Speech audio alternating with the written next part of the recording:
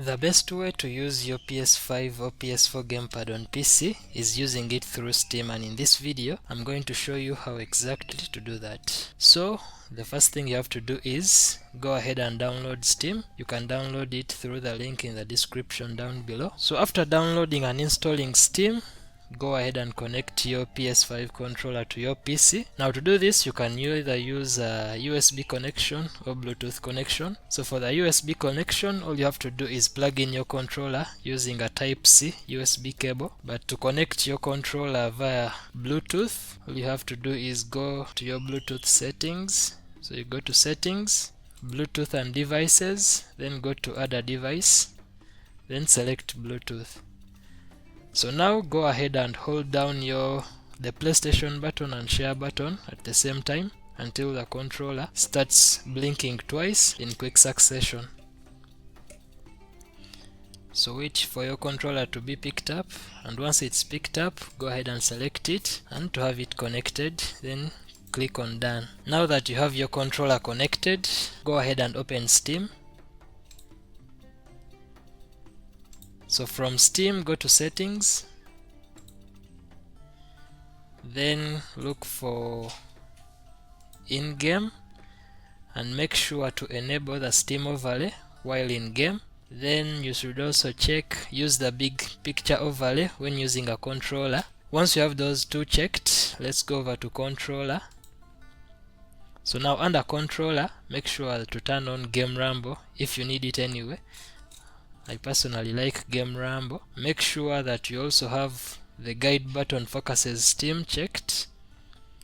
You can also enable Steam input for Xbox controllers if you're planning to use Xbox controllers too. Then under PlayStation controller support, make sure that it's fully enabled for this to work perfectly. Then you can also check these Switch Pro controllers if you have any, or if you're going to use generic controllers, but I'm mainly focusing on the PS5 and PS4 controllers. So you should also enable guide button codes for controllers. These are shortcuts that you can press on your controller to have your PC do different things. Then the idle gamepad shutdown timeout. That one depends on what you want. Personally, I find 10 minutes to be enough. So non-game controller layouts. Desktop layout means that if you have any game that is not in Steam, this is what it will use. So if you want to play any game without adding it to Steam, you'll have to set the desktop layout. Go over here to Edit, and then come over here where it says Official Layout. Click on that, then click on Templates. So under Templates, go ahead and select Gamepad. Steam will mimic an Xbox controller for you to use when you're playing your non-Steam games. So after selecting Gamepad, go ahead and apply the layout. And now if you have any Steam games, if you have any non-Steam games that you would want to play using your PS5 controller, this should work fine. So guide button code layout, you can go over here to Edit, then select the official guide button codes basic configuration. So when you click on the official layout, it will show you all the shortcuts that you can use your PS5 controller for. So to activate any of these shortcuts, all you have to do is just press down the PS button, hold it down, and then, for example, if you want to increase your volume, all you have to do is hold down the PS button and use your analog stick up or analog stick down to increase or reduce the volume. But don't hold down the PS button for so long because it will turn off the controller. So you can come over here and see which every button does. For example, if you hold down the PS button and triangle at the same time, it will turn off the controller.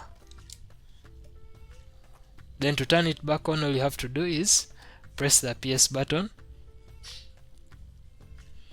and your controller will turn back on where you left off. So now, after viewing this, all you have to do is just go back, and you're mostly set to use your controller on your PC without having any issues via connection or disconnecting. But there are a couple of things you can do now. For example, if you want to change your light back color, or if you want to use your controller as a mouse. So under controller, you can go over here to calibration and advanced settings, open. Then you can change LED settings from here. You can change the color by sliding this LED color slider. You can also change the LED saturation and the LED brightness from here, or you can turn it off entirely. So if you're using a PS5 controller, you can select the player slot LED, whether you want it on or off, or you can make it activate when you have more than one controller attached. So this is when multiple controllers are attached, that's when it will work. But personally, I like it on all the time. So output settings, just to check whether you have game rumble or not. You can also calibrate gyro from here. You can also apply a dead zone to your sticks. So let's say there is a game you want to play and you want to use your touchpad as a mouse. All you have to do is go to that game, then click on the controller icon to set up a specific layout for that game. So here under quick settings, you can see what you want your gyro behavior to be. For example, you can use gyro as a mouse, you can use gyro to move the camera, or you can use it as a joystick if you want to use your gyro as a steering wheel. Then you can also go to edit layout if there are any buttons you want to change, like gyro behavior. You can also change it from here. It can create a radio menu. So after setting up your controller for a specific game that you want to play, let's go ahead and test it out. So now in the game, you can use the controller shortcuts that we set up before. For example, increasing your volume and reducing it. You can also bring up the Steam overlay, where you can also set up your controller. As before, all you have to do is just come to controller settings, and then you can change everything that we have been changing before for this specific game, but while in game. You can change which gamepad layout you want to use. If you want to use it as a keyboard and mouse, you can do that from here. Then you can also exit the game just from here using the Steam overlay. So once you're done playing and you want to turn off the controller, all you have to do, like I showed you before, is press and hold down the PlayStation button and the triangle button at the same time. So now let's say you want to get back into the game. All you have to do is press the PS button to connect your controller back to the PC. And to bring Steam up, all you have to do is press the PS button. Since we already set it up for the PS button to bring up Steam, it will just bring it automatically. Then you can also go to big picture mode by pressing the PS button once.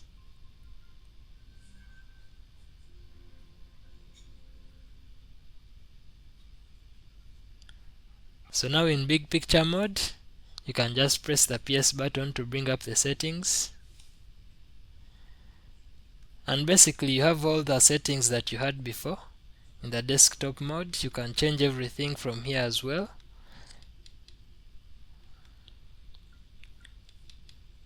You can change the audio timeout.